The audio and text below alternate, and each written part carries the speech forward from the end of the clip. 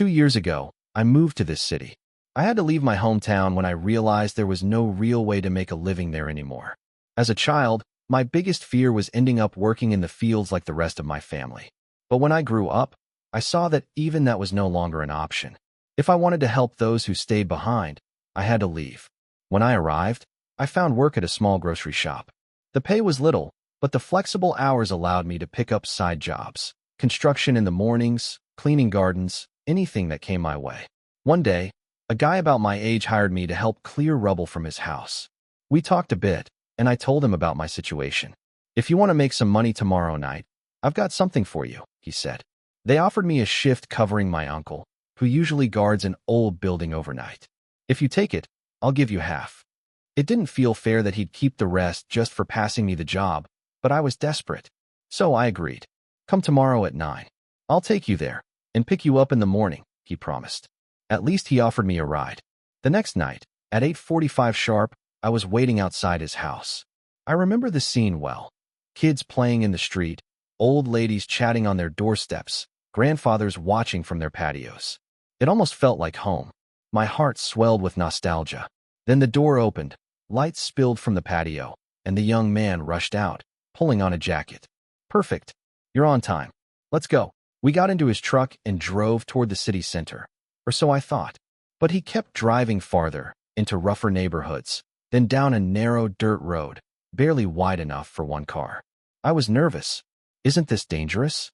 What if another car comes around the curve? "Nobody comes here," he replied. "The guard job is more symbolic than anything." I stayed quiet, focusing on the bushes lit only by our dim headlights. The place was much farther than I expected. Then, something startled me. Both sides of the road were lined with crooked wooden crosses scattered over a hill. "It's the city's oldest cemetery," he explained with a grin. "Some graves are still under the road. They had to sacrifice them for progress." We arrived at an old gate, wide open. "Don't worry, I'll close it when I leave," he said. "No one comes here anyway." 100 meters later, I saw it, a decaying, near-ruined building. It looked like an abandoned school from another century. "This place has been everything," he said. "Jesuits built it. Then it was a barracks, later even a psychiatric hospital." A chill ran down my spine. The thought of lunatics wandering these cold halls in the past made me regret saying yes to this job. "I hope you don't believe in ghosts," he added. "Here, you don't worry about who gets in, but about what wants to get out." I searched his face for a smirk, but he was dead serious. He showed me where I could light a fire, since there was no electricity, and where to make my rounds. He lent me a phone, warning me not to waste the battery. Then he left. I heard the truck start, then fade away. I was alone. It didn't take long before I realized I wasn't. Footsteps echoed in the halls, too clear to ignore. I dialed his number, but it went straight to voicemail. I cursed under my breath. The sound stopped. Maybe it's just the wind, I told myself. Maybe the echoes of this place. The full moon lit the central courtyard. Its glow gave me courage. After a while, I convinced myself it was just my imagination. But then, I heard it. A woman's sobs. From one of the rooms. As soon as I stepped closer, the crying cut off, like someone trying to hide. I raised the flashlight. The room was empty, but a foul stench hit me. I pulled my sweater over my nose and stepped inside. Suddenly, something heavy scurried across the ceiling. Fast, too fast. I bolted back out. It sounded like a massive animal crawling above me. I ran for the main door. That's when I noticed. Chains, padlocked shut. That bastard had locked me in. I turned to find another way out, but then, I saw something in the courtyard. A figure, swaying. Hanging. I lifted the flashlight. Bare feet dangled from a ragged dress, swinging gently in the night air. Frozen, I could only watch. Then, it dropped. A woman. Her face was hidden, her hair filthy, her dress torn.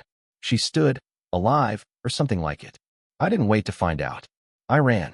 Through hallways, kicking doors, searching desperately for an exit. Finally, a window. I leapt. 2 meters down. I hit the ground hard, pain shooting through me, but I didn't stop. I scrambled up and ran to the gate. The front door I had seen padlocked, now wide open. By the time I reached the gate, it was closed again, but I climbed over, slicing my hands and leg on the metal. I barely felt it. I kept running until I saw lights. Heard laughter. It was him. The guy who brought me. He and three others, laughing, drinking.